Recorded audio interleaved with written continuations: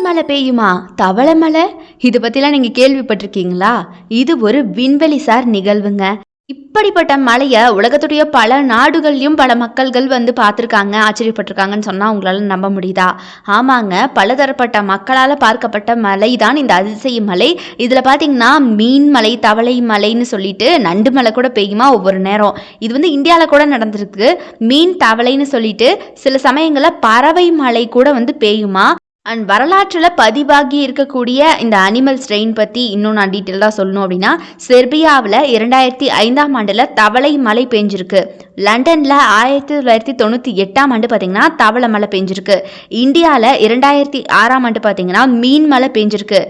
வேல்ஸில் பார்த்திங்கன்னா 2004ஆம் ஆண்டு மீன் மழை பெஞ்சிருக்குங்க.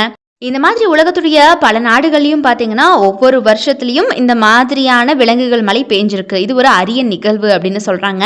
இப்படி பெய்யும் போது அந்த மீன், தவளை இதெல்லாம் பார்த்து மக்கள் ஆச்சரியப்பட்டிருக்காங்க.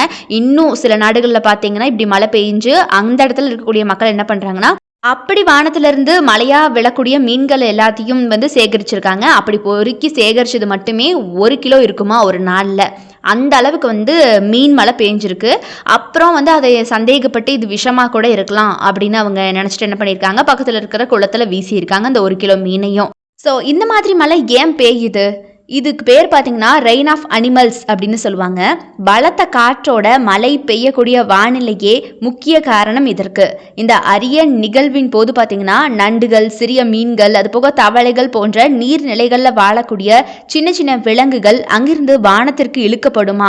அதுக்கப்புறமா என்னாகும், கொஞ்ச நேரத்தில் அதனுடைய சக்தியை, அந்த இழுகு சக்தி இருக்கு இல்லையா, இழுவிசைன்னு சொல்லுவோம், அந்த இழுக்கிற சக்தி போய் இந்த சிறு விலங்குகள் மழையாக வானத்திலிருந்து பொழியுமா. இதை தான் மக்கள் பார்த்து ஆச்சரியப்படுறாங்க.